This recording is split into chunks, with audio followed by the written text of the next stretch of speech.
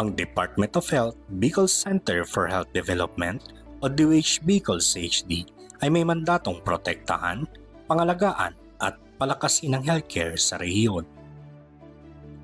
Ang kagawaran ay naglalayong siguruhin ang bawat Bicolano ay may akses sa dekalidad na serbisyong pangkalusugan alinsunod sa Universal Healthcare Act at Philippine Development Plan. Sa panguna ni Health Secretary Teodoro Herbosa, isinusulong ng kagawaran ang 8-point action agenda para sa bagong Pilipinas. Katuwang ang mga local government units, bawat Bicolano ay ramdam ang kalusugan sa pamamagitan ng pagsusulong ng equity sa pagbibigay ng kalidad na serbisyong abot kaya. Kabilang na dito ang pagbibigay ng cancer screening, HIV screening, pagkamit ng 100% PhilPen target, at iba pang dekalidad at maasang serbisyo katuwang ang mga lokal na gobyerno at iba pang health partners. Ligtas, dekalidad at mapagkalingang serbisyo ang hatid ng DOH Bicol CHD sa mga Bicolano sa pamamagitan ng people-centered services at pagbibigay akses sa mga abot-kayang gamot sa lahat ng life stages. Sigurado ang kalidad na serbisyo sa pagpapatupad ng Regulation, Licensing, and Enforcement Division ng mga regulasyon at paglisensya sa health facilities. Bukod dito, mayroon ding treatment and rehabilitation centers na naglalaan ng holistic at evidence-based treatment and rehabilitation programs para sa mga substance-dependent clients. Ang Bicol Medical Center sa lungsod ng Naga, Bicol Regional Hospital and Medical Center sa Albay, at Bicol Region General Hospital and Geriatric Medical Center sa Cabusao, Camarines Sur ay handang magandog ng mataas na kalidad na serbisyo sa lahat ng Bicolano. Ito ay sa pamamagitan ng patuloy na pagpapaunlad ng pasilidad at pagpapadami ng bed capacity ng ospital. Teknolohiya para sa mabilis na serbisyo ang magiging estratehiya upang maiangat ang digital health para sa mas efficient at accessible health service delivery. Bilang isa sa pinaka-disaster prone na lugar sa bansa, sinisiguro ang kahandaan sa krisis sa pamamagitan ng mabilis na pagtugon sa mga health emergency na dulot ng mga sakuna at emerging diseases. Sisiguraduhin din na bawat komunidad ay may pag-iwas sa sakit at ginawa sa isip sa pamamagitan ng health promotion campaigns nito na naglalayong maisulong ang health literacy at mental health services sa rehiyon. Isinusulong din ang kapakanan at karapatan ng health workers sa pagbigay ng fair compensation, decent work conditions, oportunidad sa career development at pagbigay kilala sa health partners. Bilang aral sa nakarang pandemya, prioridad ang pagpapalakas ng health systems upang maiwasan at makarecover mula sa mga disease outbreak at potential pandemic. Ang kagawaran at LGUs ay patuloy din ang pagbibigay ng bakuna laban sa vaccine-preventable diseases upang palakasin ang depensa ng populasyon laban dito. Sa pangunguna ni OIC Regional Director Dr. Rodolfo Antonio M. Albornoz, patuloy ang paghatid ng DOH Bicol CHD ng tatak serbisyong Salud Bicolnon mula sa preventive care hanggang sa emergency response. Handa ang DOH Bicol CHD magbigay ng serbisyong may malasakit at kausayan dahil sa bagong Pilipinas, bawat buhay ay mahalaga.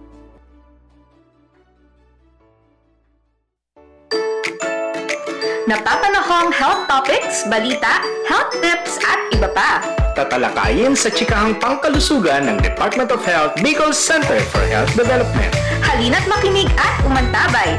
Alamin ang mga programa ng DOH sa ilalim ng 8-point action agenda. Chikahang pangkalusugan. Hatid sa inyo ng DOH Communications Management Unit. Chikahang pangkalusugan. Mapapakinggan at mapapanood ng live tuwing Biyernes alas 11 ng umaga sa DOH Bicol CHD Facebook page. Chikahang pangkalusugan. Tara na mga kachika!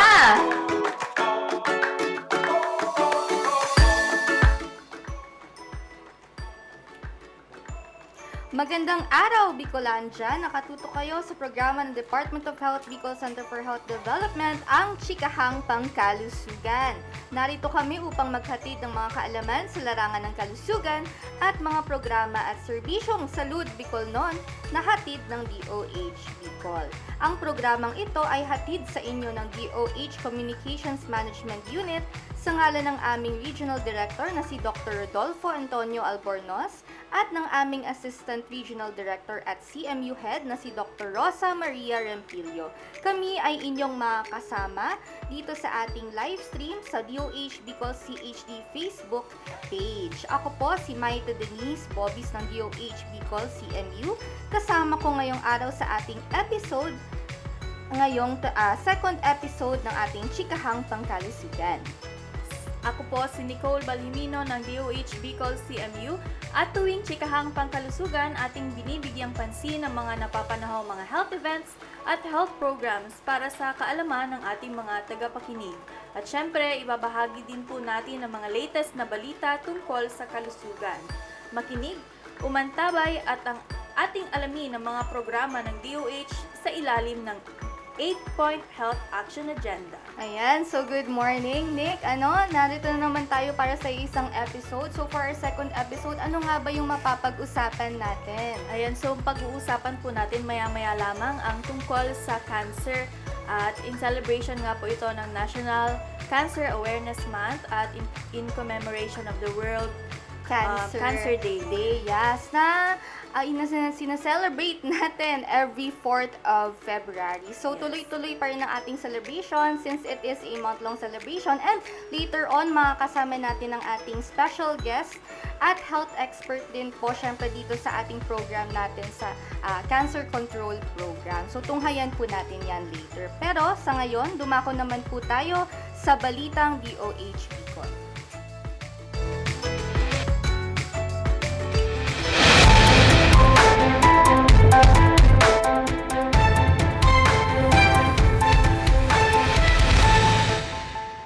Narito ang mga latest na balita ng DOH Bicol sa linggong ito. 14 na doctors sa Dabaryo, opisyal nang na-deploy sa mga LGUs. Bike lanes, walk paths sa Tabaco City, opisyal nang binuksan sa publiko kaakibat ng promosyon ng active transport. DOH Bicol CHD nakiisa sa alas 4 kontra mosquito bilang pagpigil sa pagtaas ng kaso ng dengue. Mag-aaral, guro sa Bagtang Elementary School nakiisa sa nationwide campaign kontra dengue. DOH Bicol pinagtibay ang Regional Health Laboratory Network sa isinagawang laboratory profiling activity.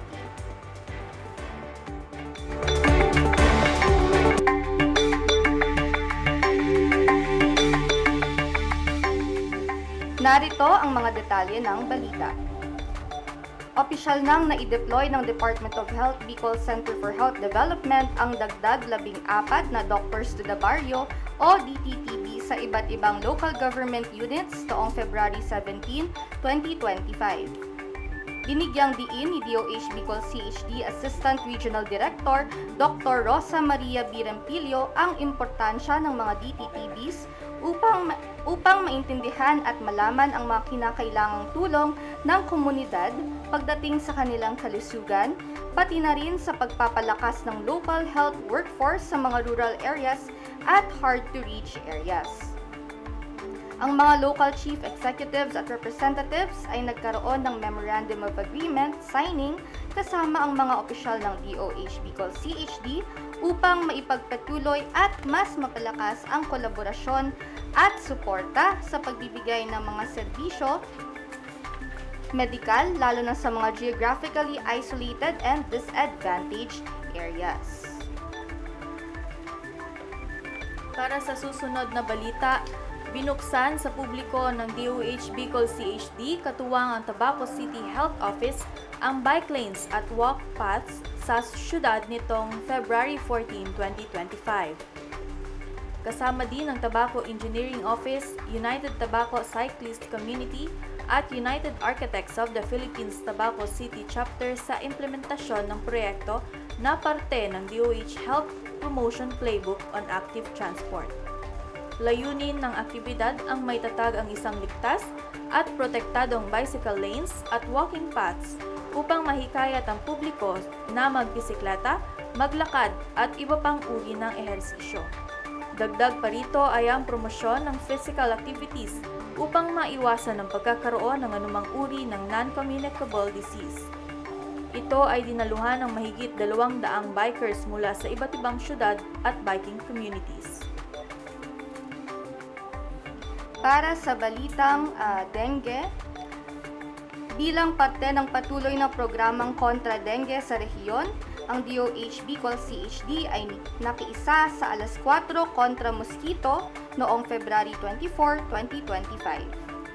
Ito ay isang nationwide campaign ng DOH upang masugpo at maiwasan ang pagdami ng mga lamok na nagdadala ng sakit na dengue sa bansa. Base sa ulat ng Philippine Integrated Disease Surveillance and Response, mula January 1 hanggang February 8, 2025, ang Bicol ay nakapagtala ng 285 kaso ng dengue o 35% na pagtaas ng kaso kumpara sa parehang panahon noong 2024. Nakiisa at nagsagawa ng sabayang search and destroy ang mga empleyado ng DOH Bicol CHD at iba't ibang lokal na pamahalaan sa rehiyon upang maghanap at sugpuin ang mga posibleng pinamumugaran ng lamok sa opisina at palibot nito. Para sa parehong balita, nakiisa ang mga mag-aaral at guro mula sa Bactang Elementary School sa isinagawang nationwide campaign alas 4 kontra mosquito noong February 24, 2025. Bilang parte ng nasabing aktibidad, nagsagawa ng health education si Mr. John Dominic B. Bolunya, Regional Aedes-borne Viral Disease Prevention and Control Program Manager sa mga mag-aaral mula grade 4 hanggang grade 6. Kasunod nito ang isinagawang search and destroy sa mga posibleng pinamumugaran ng mga lamok sa palibot ng paaralan. Binigyang diin ni Mr. Bolunya ang kahalagahan ng pagsunod sa 4S strategy upang masugpo ang mga lamok at maiwasan ang pagkakasakit dahil sa dengue. Para sa iba pang balita, nagsagawa ng laboratory profiling activity ang DOH Bicol CHD katuwang ang mga miyembro ng Provincial Health Laboratory Network mula Bicol Medical Center, Leon D. Hernandez Memorial Hospital, Mobo Masbate Rural Health Unit, Virac Catanduanes Rural Health Unit, Tanshuling Medical Hospital, at Gubat District Hospital noong February 18 to February 21, 2025 sa Malilipot, Albay. Layunin ng nasabing aktibidad na mapagtibay ang pagtipon at pagsaayos ng datos sa Salud Bicolnon Facility Integration for Network Diagnostics and Referrals or SB Finder. Bukod dito, ang aktibidad ay nagsilbing paraan upang alamin ang specimen referral practices sa rehiyon. Ang SB Finder ay inisyatibo ng regional counterpart of the Office for Health Laboratories, Health Facility Development Unit, BSL-SNRL, at ng Knowledge Management and Information Technology Services na naglalayo na mapalakas ang specimen referral system sa Bicol. At yan ang mga balitang hatid sa inyo ng DOH Bicol Communications Management Unit ngayong linggo. Magbabalik po ang Chikahang Pangkalusugan.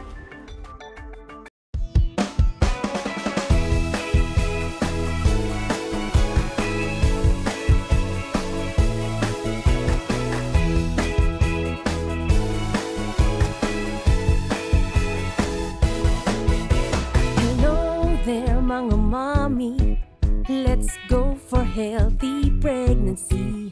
Tamang pagkain ng dapat para malusog kayo ni baby. Remember mga nanay, breastfeeding malaking bagay. Ito'y ipagpatuloy kahit na over 2 years old. Tamang nutrisyon, don't forget, yan ang tamang solusyon. I like it, Lucky 1, oh, oh, oh, yan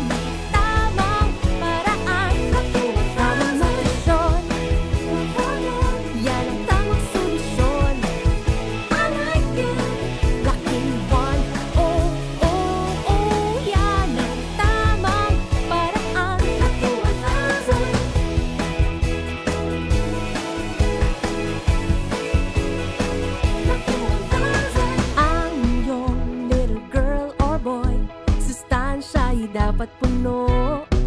Susi sa tamang paglaki. Go grow glow food na handa mo. First 1,000 days importante. Healthy eating para kampante. Paghandaan nutrition ni baby. Makinig sa sinasabi. Tamang nutrisyon. Yan ang tamang solusyon. I like it. Laking 1, oh, oh, oh. Yan ang tamang paraan. Tamang nutrisyon. Yan ang tamang solusyon. I like it. Laking 1, oh, oh, oh. Yan ang tamang paraan. Laking 1, oh, oh, oh. Yan ang tamang paraan.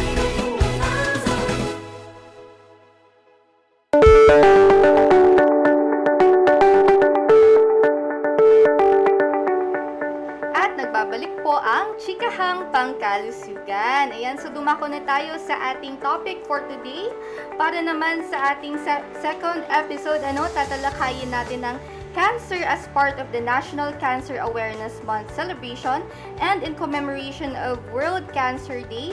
That was on February 4, 2025. So, tuloy-tuloy pa rin po ang ating celebration and ngayon naman magbibigay ng karagdagang kaalaman sa mga programa ng DOH Bicol CHD at ng ating access sites, pati na rin po ang iba pang supportive services na maaaring matanggap ng mga people living with cancer at risk at mga cancer survivors na very much kailangan nating i-celebrate kasi we should raise awareness on this sakit na ito. So cancer so it is very important and critical to address this kind of condition. So for today, makakasama po natin ang ating Regional Program Manager on National Integrated Cancer Control Program na si Miss Julie Ann L. Granadino.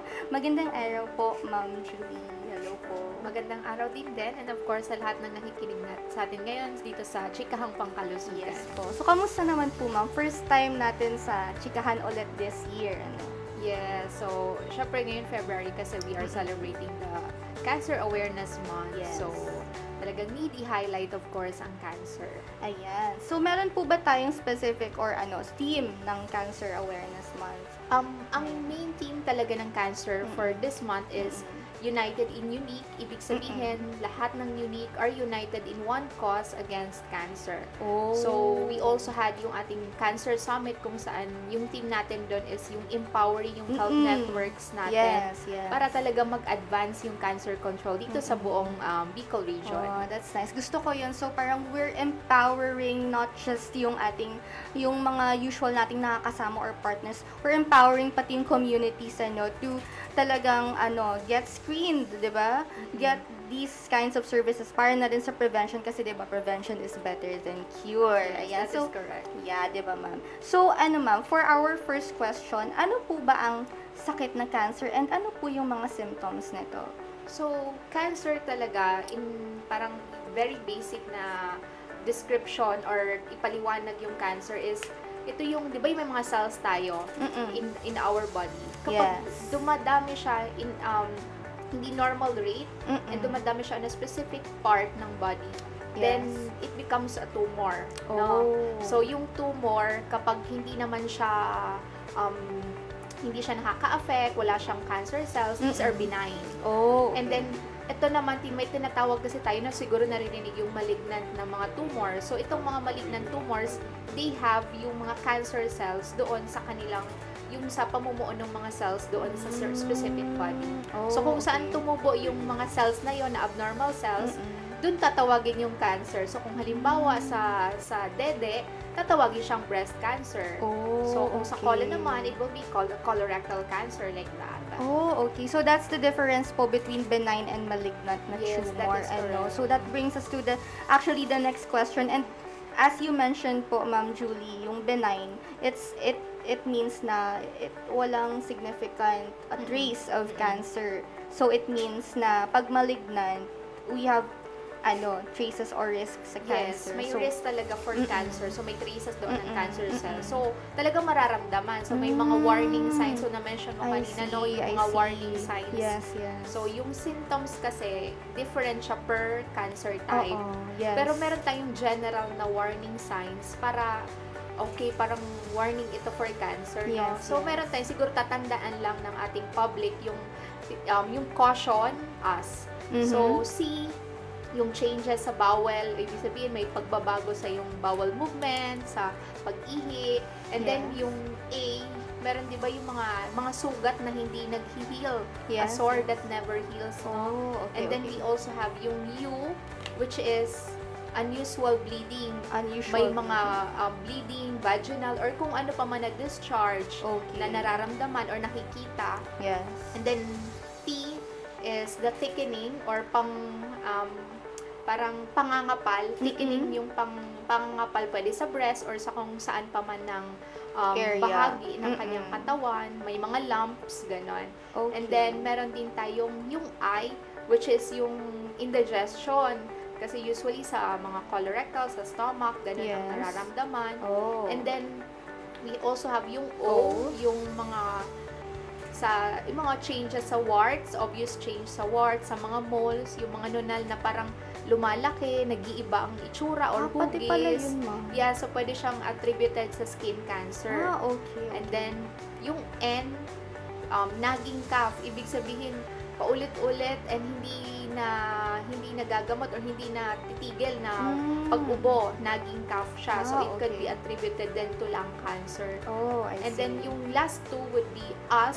So, yung U is yung unusual or hindi maipaliwanag na pagkapagod. Parang lagi akong pagod. Hindi naman ako puyat. Fatigue. Yes, Oo, fatigue. fatigue. So, yun, mga hindi mapaliwanag na pagkapagod. And then yung S na S. karaniwang na-attributed talaga sa cancer is yung sudden weight loss o bigla ang pagbaba ng timbang and hindi maipaliwanag, hindi ka naman nagda-diet. Biglang, pumayat ng bongga, no? So, it could be attributed talaga doon sa cancer. Okay. Ayan. So, easier, easy. So, mas easy na to na matandaan kasi it's shortcut for caution us. Yes. Ulitin po natin, yung meaning niya is caution us, changes sa ating body. Bowel movement, Bowel ganon, movement. Tapos yung sore, pagkakaroon ng sore, and then unusual bleeding, thickening po ng ating anywhere sa area ng katawan, indigestion, obvious changes, pagkakaroon ng warts, So, nagging cough, unusual fatigue, and sudden weight loss. So, karamihan sa atin gustong-gusto talagang pumayat, 'di ba, Ma'am Julie? So, it may be a blessing siguro, but it's actually not if it's one of the other few symptoms of cancer Yes. and kailangan Kung hindi ka naman talaga nagpapapayat, kung Yeah. hindi ka naman nagpa-fasting, hindi ka Yeah. naman nag-low calorie, di ba? Uso yan Oo, ngayon, yung kaya low calorie diet, Oo. no? Yung tinitimbang yung Tas- mga food. 'Di ba gusto natin, pinagpa-pray pa natin, Diyos ko po, paano ba tayo makakapagpayat ng hindi nagda-diet at hindi nag-exercise? Yeah. So, okay naman Pero- yung pumayat, pero kung biglaan, Kung and then biglaan hindi mo talaga, maipaliwanag, diba? bakit ako pumayat agad-agad? And Oo, there's in no a other short reason period why. of time. It could, pwedeng may iba ang reason. But this is also a warning sign Yes, for cancer. yes. Na dapat ipa-check up, no? Yes. Kung may nararamdaman na mga ganon, hindi maipaliwanag.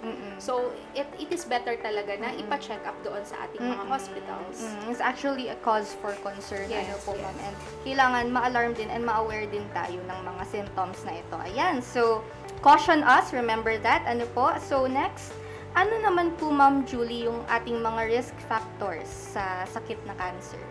So, cancer kasi is a lifestyle-related disease. Yes. Yeah. So, ibig sabihin, ang lifestyle mo, it can affect.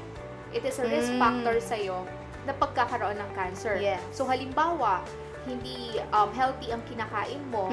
So, maraming mga fatty, you gain weight, no, dahil doon sa unhealthy diet mo. And then, hindi ka pa Yeah. nag-exercise. Oo. May physical inactivity ka, diba? And then, meron ka mga bisyo, naninigarilyo, and then umiinom ng alak. Yes. Yes, oo. especially yung smoking, no, talagang attributed siya sa cancer Yes, for oo. lung and even breast cancer. Risk factor siya for for breast cancer. Yes po. Opo. And then, syempre, kung may mga exposure tayo like, so, iba yung sa skin cancer, kapag masyado exposure sa UV rays, hindi nagsa-sunscreen, Ay, oo. it can also be, anong tawag dito, na risk factor. Yeah. And yung exposure sa mga infection. Mm. Like for example, di ba meron tayo yung HPV, Yes yan, po. the human papillomavirus infection. It can Apo. cause cervical cancer. Mm. And yung hepatitis B, Yeah, it can cause hepatitis. also yung liver cancer. Oh. So, mga exposure sa ganitong mga infections can affect your chances of having cancer. Of having cancer. And yung laging siguro alam to ng karamihan, no, yung pagkakaroon ng family history of cancer. Yeah. So, if it's hereditary, Yes, so Ano? it's also a It's risk factor it's also for risk cancer. factor. So, yun yung mga non-modifiable po. Yes. Pag yes. modifiable, madami tayong modifiable as mentioned po kanina. So, yun talaga yung mababago natin with a healthy lifestyle and Yes, yes. practicing healthy behavior. So, it's very much our job, our responsibility, diba, as a community, as individuals, and it should start talaga within the family, diba, Ma'am Julie? Yes, dapat talaga sa bahay pinapractice natin yung ating mga yung healthy habits po natin. Yes, ano? oo. Kasi kasama din siya, 'di ba Ma'am Julie, ang ating cancer program is kasama siya sa 8 priority health outcomes Yes. ng DOH. Yes, so part siya ng ating health sector na yung priority health outcomes po natin. Yes We want po. to increase yung screening and then yung diagnosis and of course yung treatment by 50% Ah, yan. dito po sa Yan, Bicol yan. region. Okay, so that's our goal, and I hope lahat tayo, it's really a whole of government and whole of society approach. Pati na rin ang ating community engagement is very important in achieving this kind of goal. And siguro po, Ma'am Julie, ano po yung mga specifically ang mga maaari pa nating gawin, yung mga lifestyle changes upang maiwasan ang risk ng pagkakaroon ng cancer? Siguro dun kasi 'di ba yung mga modifiable risk factors, Yun siguro nga. dun tayo Dun mag-focus tayo talagang mag-focus. healthy diet, tapos Yes. Exercise, of course sunscreen, Mm. yan, please wear Favorite your ko yan. sunscreen, 'di ba? So SPF yan 50, 100 above ganon. Wow. So Oo. para naman talagang protected tayo, no? And then Mm-mm. of course dapat we also do self-check, especially Yeah. yung sa breast. We do Ayan. the self-breast Oo. examination. Oo. Monthly dapat ginagawa natin yon. Kasi Ayun. very common ang breast cancer for women, of course. Kaya Mm-mm. naman dapat talagang chine-check natin monthly. Ayan, Ma'am Julie. So, na-mention niyo po yung self-check ng breast cancer. Not many are aware of this or know how to do it. So, ano ba, Ma'am Julie, yung basics na? So, we just have to, syempre for the females ito we have to be educated. So, kailangan di ba may steps yan, we should look at the mirror and then examine. And then, if we find out any mass, di ba? Oo, pwedeng sa ating like breast. hindi naman necessarily mass lang kasi Okay, makikita okay. mo na sa breast exam. Mm-mm. Kasi it can also na makita mo parang may lumalabas na discharge sa nipple mo. So, okay. kahit wala kang lump or Mm-mm. mga bukol, pero parang may nagsusugat, Ah, parang may okay. lumalabas na dugo sa yung nipple, Oo. it can also be a sign. sign of breast cancer. Mm. Kaya naman, actually, very simple lang naman yung breast exam. Hindi siya very clinical.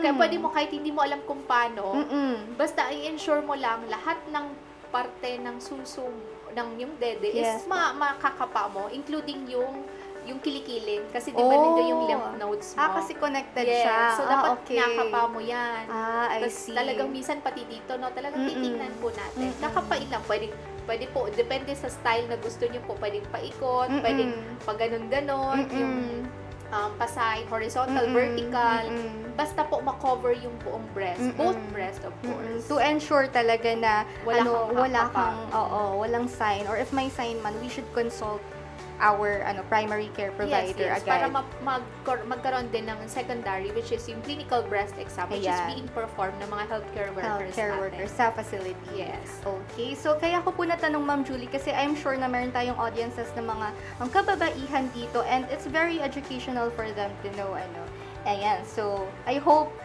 yung ating mga female audiences dyan is talagang masundan ang ating self-breast examination. Ayan, so dumako na tayo sa next question. So, since nabanggit niyo po Ma'am Julie ang ating ang ating health facility, so saan po maaaring magpunta ang mga patients or individuals seeking consultation or at risk upang magpa-screen sa cancer? So, kung halimbawa need natin ng screening, kasi screening, ibig sabihin, wala ka pang nararamdaman, gusto mong magpa-screen para makita baka at risk ako or meron akong cancer.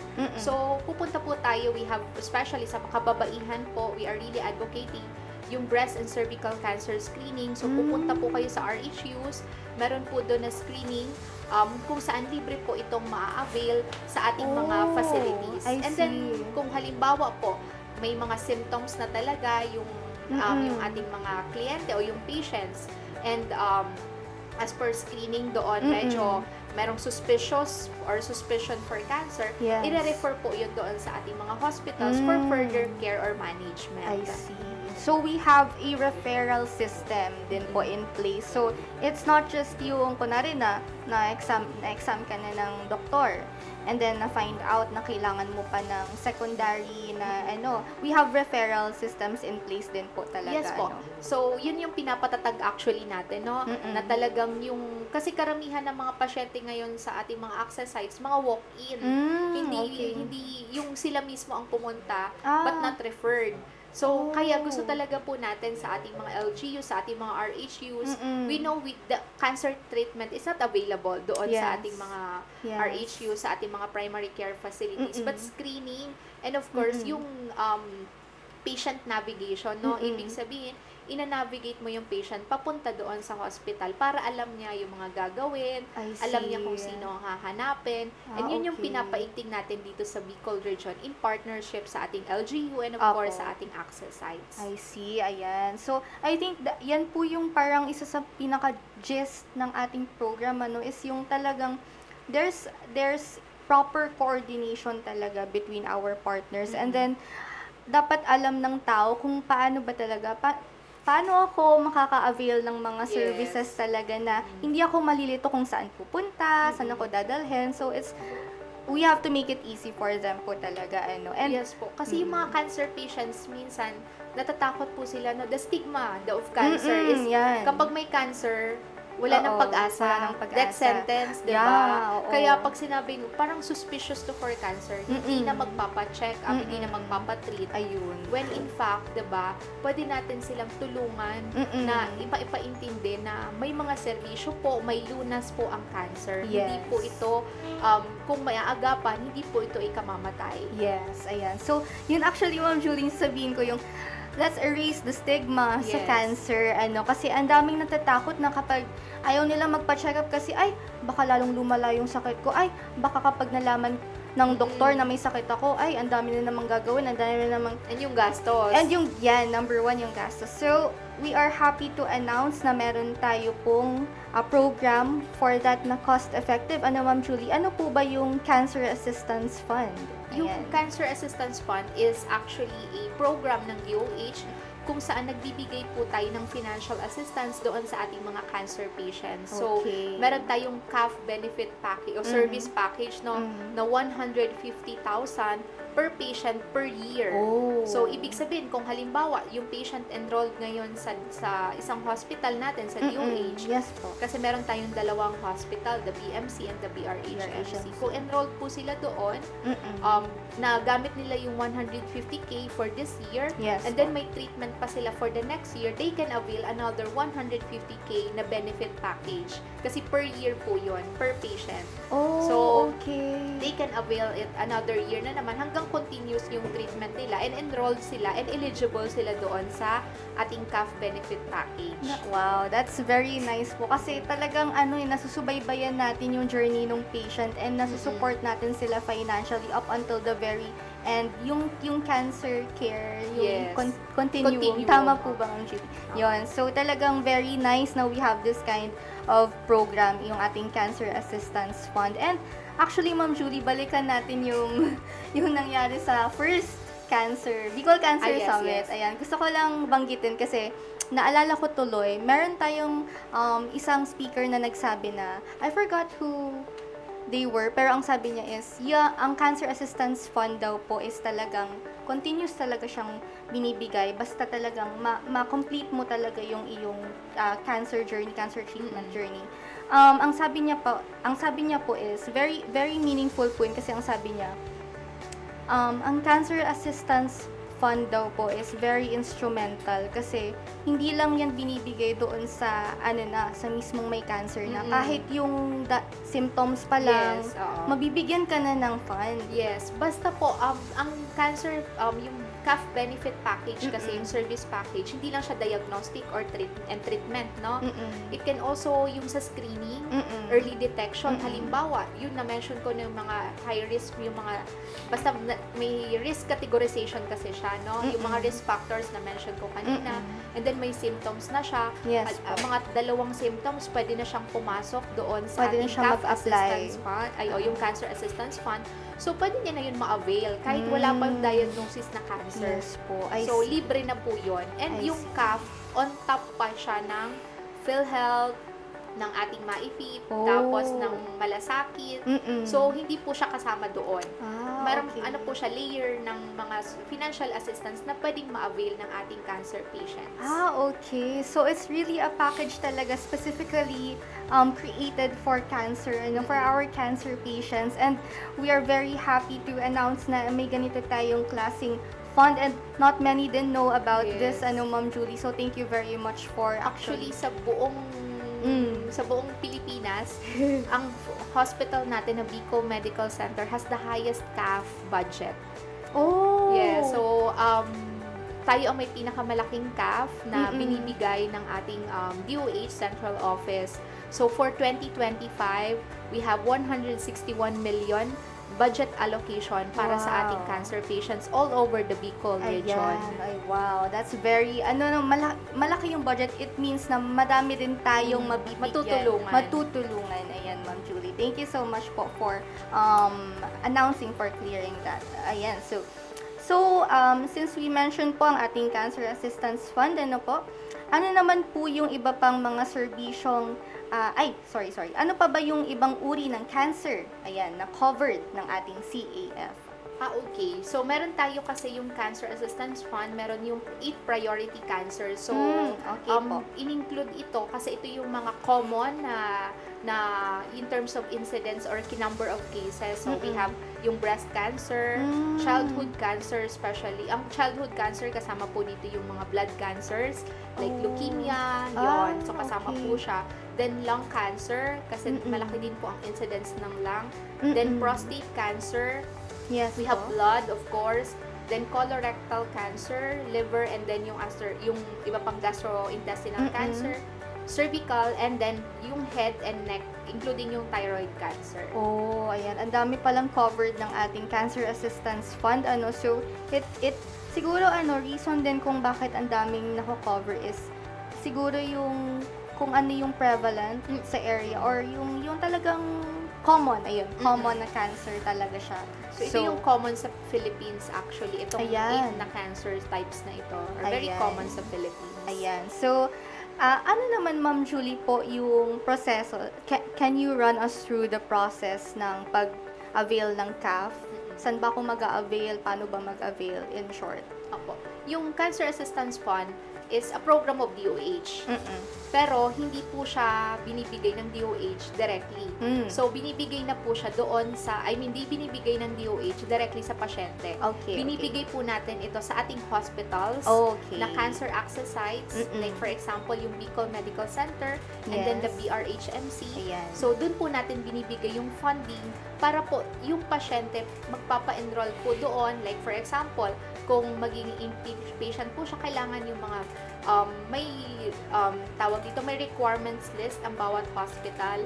So, most important, kailangan kung galing siya sa private, kailangan meron siyang medical abstract, diba, na nagpapatunay na may cancer siya, and then sa medicine, yung mga prescriptions. So, yung pasyente pupunta po doon sa ating access sites, and then i-assess po siya ng ating mga yung ating access sites ng mga medical social welfare officers para i-check yung eligibility po nila sa CAF. And then, bibigyan, kung hindi man po sila pasok sa CAF, they will enroll yung patient sa other financial assistance na mga packages kung eligible po siya doon. Okay. Kaya kung hindi man po siya sa pasok sa CAF, may mga iba pong linya pa or layer ng mga assistances na pwedeng maibigay po. Okay. Katulad nung mention niyo po kanina, na yun sa PhilHealth and Yes, other PhilHealth. packages. Yes, po. the PhilHealth Save Benefit Package. Ayan. Kasama po dyan ang cancer. So, ang ganda po, Ma'am Julie, kasi it doesn't stop yung ating mga workers, hindi sila tumitigil. They make a way na para mabigyan pa rin ng other assistance, Yes. Kasi it's a layer talaga. Ang CAF kasi is, ginawa ang CAF para sa mga indigent na pasyente po natin ng cancer patients. Okay. So, sila po ang priority. Sila ang priority. Sila ang priority sa targeted ating programa. Yes. Okay. Thank you po for clarifying that, Ma'am Julie. Okay, so ano pa po, Ma'am Julie, ang iba nating programs and activities ng DOH upang matulungan po tayo sa first, yung ating prevention, and then yung ating cancer care po? So, sa prevention, meron tayong libreng bakuna. Yan. Meron po tayong libreng bakuna na, Yes for po. example, yung sa cervical, we have the HPV vaccine, no? Libre po yes. natin yung binibigay sa mga kababaihan o Yes. estudyanteng edad 9 to 14 o grade 4 po naka-enroll sa mga public schools. Ayan, oo. And then, yung meron din po tayong hepatitis B vaccine para po okay. sa ating mga kasama po siya sa routine immunizations. Yes And po. then, for screening naman, meron po tayong mga libreng screening na binababa ngayon sa ating mga RHUs, yung cervical and breast cancer screening. And then, sa sa treatment, the HAF, and then, meron din kasi tayong libreng gamot na binibigay sa ating mga cancer patients, yung ating CSP map. Ayan. Yan. So, itong CSP map, Yes. pasok din po ito yung 8 priority cancers. Nagbibigay po tayo ng libreng gamot sa ating mga pasyente. So, kung halimbawa, may need po sila na gamot na, Yes po. and doon po sila naka-enroll sa access sites, maliban po doon sa binibili ng DOH na binibigay sa access sites, pwede pa pong bumili yung access sites ng gamot, basta po pasok siya doon sa PNF o yung Philippine National Formulary po natin. So, para po makatulong or ma-augment yung ating mga pasyente na nangangailangan ng gamot. Okay, ang galing. I see. So, yung ating CS map is CSP map. CSP map po is it offers free medication also for our cancer eligible population. Ano po, Ma'am Julie. So, that's also very good to know, and I hope ma-educate pa po tayo more about this ating audience. So, as mentioned nga po, Ma'am Julie, so gusto ko lang ulit balikan kasi ang ganda talaga nung nangyari sa summit, diba? Ang ganda nung, kasi first ever siya. And then, ang dami nating mga guest speaker. Yes. Actually, doon sa summit, I'm very thankful and are very fortunate kasi two of the members, so actually we have yung ating National Integrated Cancer Control Council member, si Ma'am Carmencita Auste. She's an NICC Council ex-officio member. And of course, we have yung ating Cancer Control Division Chief, si Dr. Jan Liavado. So, yes. sila po ang in behind ng mga guidelines po natin, Yes, the CAF, the CSP map. yes. Sila po ang nagtatrabaho niyan para po sa ating mga cancer patient. And si Ma'am Menchi is a cancer patient advocate. Yes So, yun po yung actually, siguro ko lang ang Sure po. part na ito ng roadmap for cancer care sa Bicol region. We will be doing yung patient navigation and peer navigation para sa ating mga cancer patient para mas maengganyo sila na mag-avail ng mga services, and tutulungan din natin sila na after treatment, ano na yung gagawin din nila. So, Next integration, step, supportive, palliative care. Yes. So, we have, sabi mo kanina, integrated o yung holistic, Yes po, no? apo, So, yun yung goal natin for Bicol region, yung cancer care na talagang integrated. Hindi lang treatment lang, screening, kundi whole package ang pwedeng ma-provide doon sa ating cancer patient. Yes po. Ayan, ang galing. Ang dami talagang facets ng ating cancer control program. And gusto ko lang i-point out din, Ma'am Julie, ang ganda nung sinabi niyo po kanina na cancer talaga, we have a continuous care sa ating mga patients. And then, yung palliative care, as mentioned doon sa summit, narinig ko rin na ang palliative care daw po, maraming misconception na yung patients is negative sa kanila yung palliative care kasi ano na, Mamamatay na. Yeah, ganon, parang yung ganun ang mga iniisip nila, misconception. oo. But then again, ang totoo pala dun is, palliative care is a very critical way of caring for the patient safety. Yes. Patient safety din kasi siya, pumapasok dyan sa universal healthcare. And then, we need to bring universal healthcare to our patients na, lalo na yung mga cancer patients na akala nila it's the end of their life, akala nila katapusan na nila, but it's easily talaga managed if we have the right people and the right care for that. Yun lang gusto kong sabihin. Kasi ang Yes. ganda nung palliative care. And hindi pa kasi ganun ka na-focus yung palliative care. So actually, isa siya sa mga plans din ng ating Bicol region. Yes. So I think by 2026, we'll be integrating talaga different aspects ng cancer care bilang treatment and diagnostics. No? Ayan. So, thank you so much po, Ma'am Julie, sa pagsagot ng ating first batch ng question. So, mamaya po magbabalik ulit tayo with Ma'am Julie, our Regional Program Coordinator on Cancer Control, para po sagutin ang Myth and Fact segment. Magbabalik po ang Chikahang Pangkalusugan.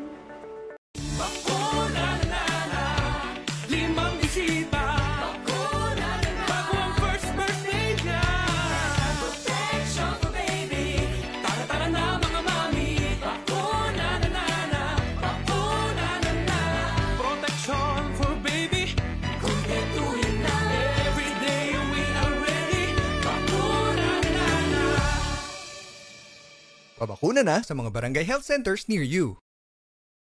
Gaano kakatibay? Sintibay ng haliging di payayanig sa magnitude 6? Sintibay ng boksingerong umaabot ng round 12? Gaano ka naman kaya katibay para matapos ang gamutan laban sa tuberculosis?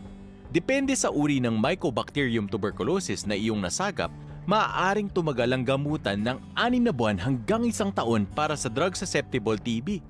Ang TB na mapagagaling ng pangunahing gamot o first-line drugs.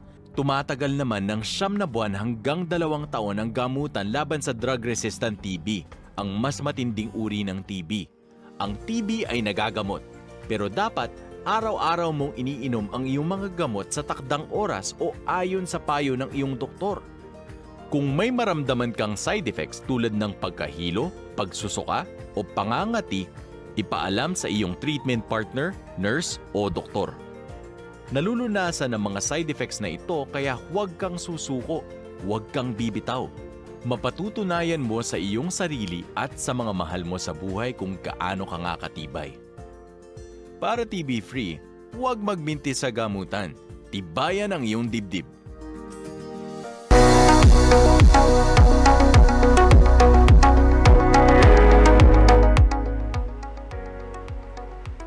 At nagbabalik po ang Chikahang Pangkalusugan. Kasama pa rin po namin si Ma'am Julie para sagutin ang ating Myth or Fact segment. So sa ating segment na ito, babasagin natin kung ano ba talaga ang truth sa hindi true. Sala, parang ano yun slang yun parang okay, so Ma'am Julie,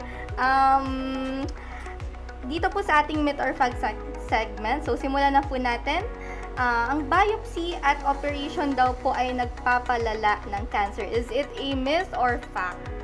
It is a myth. Okay. So, misconception siguro na wag wag magpapabiopsy kasi kakalat yung cancer. Oo.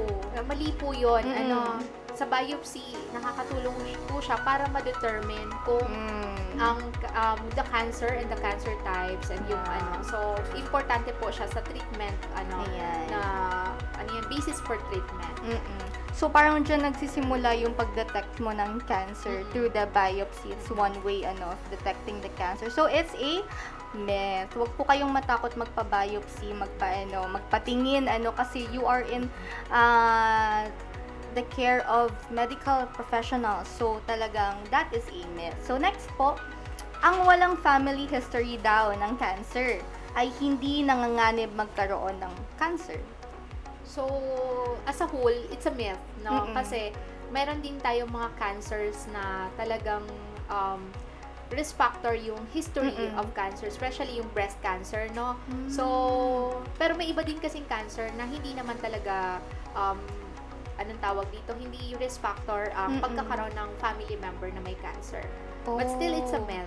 Kasi It's a- risk factor pa rin yung family history. It's one of the pa rin non-modifiable. But ang tawag dun, parang sinasabi kasi niya na porket may family history ka, hindi ka na safe sa cancer. Yes. No, diba? Oo, so- Marami akong narinig sa ganun, Ma'am Julie, mga netizens na akala nila porke may family history kami ng cancer, magkakaroon na rin ako ng cancer. And may iba din na parang na wala akong history sa family, so safe ako. So that is also a wrong misconception, no? Oo. Kasi at risk, especially Oo. kung may mga risk factors, other risk factors po tayo. Yeah. And what if may family history ka nga, but hindi ka rin naman naninigarilyo ka rin naman, malakas ka manigarilyo. So that's bad, 'di ba? Parang we need to balance it with a healthy lifestyle. Much more kasi nga may tayo may family history, Yes, Ma'am yes. Julie. Mas important yun, ayan. So na rin yun, Ma'am Julie. Naisip ko din, paano kapag may naligaw sa'yo, tapos naisip ko yun. Naisip mo yun, no? Naisip ko Yung yun, Ma'am pag, Julie. When picking background check. hindi kasi, when picking a life partner, diba? Baka matakot sila na, baka may family history. Yung iba kasi tinatanong yun may family history ka ba ng ganyan. So, that's a really thorough background check naman siguro. So, ang importante siguro is i-advocate na lang talaga yung modifiable risk factors na healthy lifestyle. So, kung siya, yung napupusuan mo talaga, advocate mo na lang siya talaga na healthy lifestyle para ma-prevent yan yung screening and early detection talaga. Parang ang hirap naman manligaw kapag ganun. Pero back to that, it's a myth. It's a myth. Ayan. So we have other risk factors that we should really stay alert na kailangan nating gawin yung healthy lifestyle. Ayan. So next po na myth or fact, ang mga halamang gamot daw po, Ma'am Julie, ay nakakapagpagaling ng cancer. Is that wala pa kasing pag-aaral talaga na nagsusupport na nakakapagpagaling yung ating mga halamang gamot. So, this is a myth, no? Yes. So, kaya importante po talaga na kung may nararamdaman, ang first na pupuntahan po natin is yung ating mga health professionals. Yes. So, talagang wag po natin ibigay yung ating health, yung ng ating health doon sa mga hindi po natin sure yung in terms ng provision ng kanilang service. Yes po. Parang yan din yung number one na kailangan natin i-erase yung misconception. Kasi ang dami din sa atin na very traditional pa ang way of thinking, very siguro yung iba wala lang silang access sa right information dahil yung iba hindi nagpapatingin sa specialist or Pero hindi naman sa inaano natin yung mga halamang gamot because they are really beneficial. Meron po talaga tayo ng mga accredited or list ng mga halamang gamot na talagang nakakatulong and proven and tested na, no? Yes. So like for example, the Lagundi, di ba? Talagang na siya ng FDA. It's proven and but tested. in terms of cancer, wala pang pag-aaral to support that. So it's still a myth. So we should really listen to the right sources. Ayan. So tulad ni Ma'am Julie, So yan. So please take note po ng ating mga sources. Ayan. So and next naman pong myth or fact, ang madalas daw po na pagkain ng processed food ay nagdudulot ng cancer. So, base kasi sa di ba kanina na-mention ko yung risk factors, yung unhealthy na diet, diba? And part yung mga processed food doon. And base din sa pag-aaral, malaking factor din yung mga preservatives, yung mga nilalagay doon sa ating mga preserved foods, and it can affect also yung ating yung pagkakaroon ng risk factor for cancer. So in a way, it is a fact, no? Dun sa pag-consume ng maraming processed foods, it can increase your chances of getting cancer. Ayan. So it is a myth. Fact pa rin siya. Okay. Kasi Ma'am Julie, naalala ko kasi Ma'am Julie, may nagtanong sa akin or may nagsabi sa akin, mahilig daw siyang kumain ng yung mga iniihaw na mga street food, yung barbecue, tas ang hilig niyang kumain yung mga crust na itim. Tas sinabihan daw siya ng mom niya na, baka 'di ba risky yan kasi baka magka-cancer, ganyan. Kasi Oo. Actually, yung too much, kasi, di ba, yung pagkain, kapag ininit mo siya or na-expose siya sa too much heat, nagbabago yung component niya din. And then, I forgot yung doon. Pero yung, it becomes carcinogenic na din kasi yung part na natutong. Anong meaning po ng carcinogenic? So, ibig sabihin, it, it can increase your chances of getting cancer, no? Kasi it can affect yung sa, yung sa mutation ng cells mo. Kaya dumadami. Kasi nagiging cancer cells. Nag-iiba yung component ng food na natutong. Pero hindi, like na-mention ko kanina, hindi siya ganun ka yung pag-aaral. Kasi diba, may mga studies dyan na kinukonduct para talagang to really prove. Ayan. Okay. So, next po, ang pagtulog katabi ang iyong cellphone o gadget ay maaring magdulot ng cancer. Myth or fact? Parang madaming dito, maraming affected. So, base sa pag-aaral, wala pa namang evidence o talagang direct study na nakakapag-prove na yung pagtulog ng, di ba, kasi nandito minsan sa nakakatulog ka, na nakaka-affect or nagkakos ng cancer type. So, wala pa talagang pag-aaral na nagsusupport that. So, in a way, I can say it's a myth. It's a myth. It's a hard myth. Grabe naman kasi yun, ma'am. Siguro yung nagkakos na lang siya ng pagpuyat. Kasi lagi mong katabi yung cellphone. Pwede.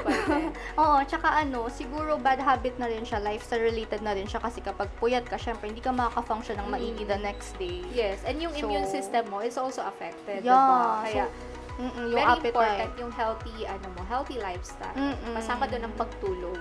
Yeah. So, it's still, yung ating cancer is pa rin naman siya. It's lifestyle related disease din naman siya. So, ayan. So, important po talaga, Ma'am Julie, na kailangan natin, meron tayong magandang health promotion. Ayan. Diyan pumapasok yung health promotion activities din natin. So, di ba meron din po tayo, Ma'am Julie, yung mga Zumba.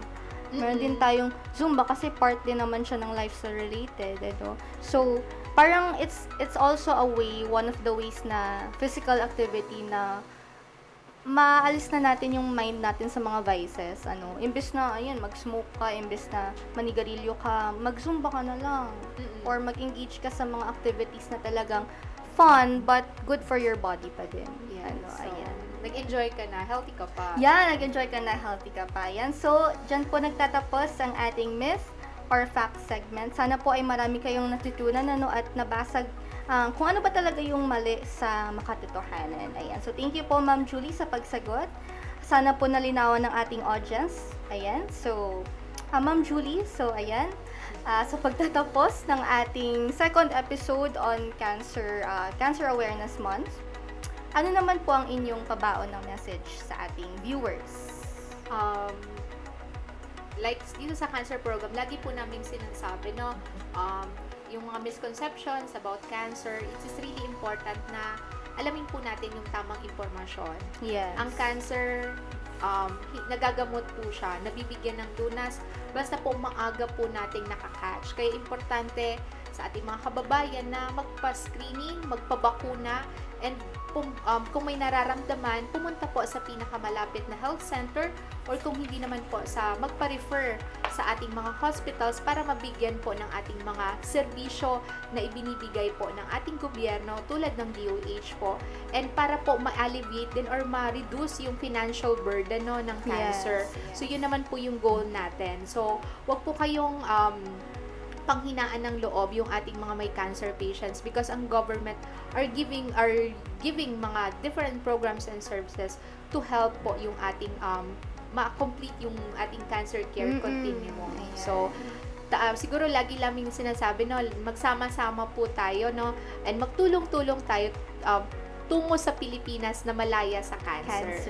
Cancer-free Philippines, Yes, so free from free from the cancer burden. Yes. Ayan, okay. Kasi hindi natin maalis yung cancer, but the cancer burden, we can help na matanggal po dito sa Philippines. Or ma-alleviate, Yes. Ayan. So, ayan, sa muli, thank you very much po Ma'am Julie sa pagsagot ng ating mga questions para sa kaalaman ng ating audience. At yan po ang naging chikahan natin with Miss Julie Ann L. Granadino, Regional Program Manager on National Integrated Cancer Control Program ng DOH Bicol CHD. Thank you very much po, Ma'am Julie. Thank you din. Sana nag-enjoy kayo sa mga talakayan natin kanina, and of course sa ating audience, sana marami po kayong natutunan tungkol sa cancer and the services it offers.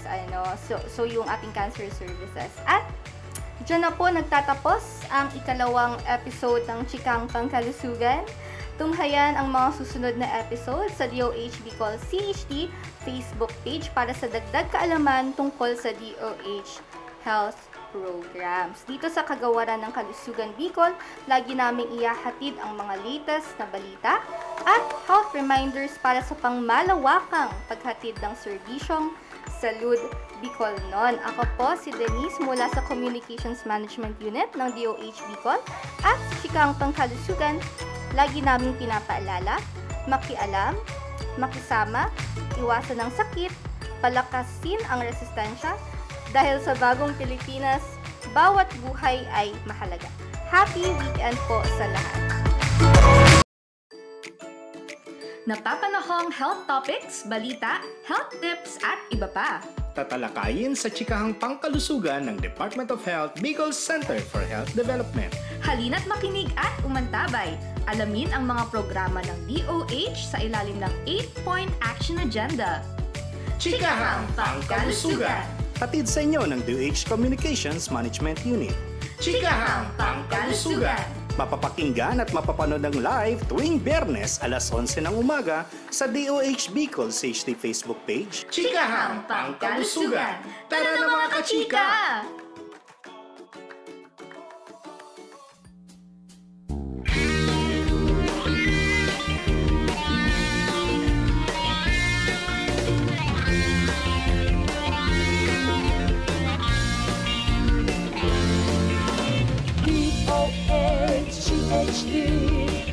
DOH-CHD, Serbisyo Salud Bicolnon. Ika ako, kita gabos, magkarabang, magkaigwang, maray na salud. DOH may dekalagad na serbisyo. Magaling dulog ko nagtatawag nagpapadabang. Mga programa nagkasama sinda sa serbisyo. Matawang solusyon ang mga kahilangan. DOH-CHD, DOH-CHD, Serbisyo Salud Bicolnon. Ika ako, kita gabos, magkarabang, magkaigwang, maray na salud. Buon sa inulan, ipangakisagod na kita magdakula. Immunization, vaccination, sa tuig inaon. Mag-ibo maagi, maiwasan ambisyon. Regular na check-up at kaibuhan. DOH-CHD, DOH-CHD, Serbisyo Salud Bicolnon. Ika ako, kita gabos, magkarabang, magkaigwang, maray na salud. Balanseng, magkaon, tamang katurog. Ehersisyo, magsumba, magpabibi, magtimbang. Dapat kita magmano, magpartisipan. Ano man sa tindang relihiyon, katinda sa buhay.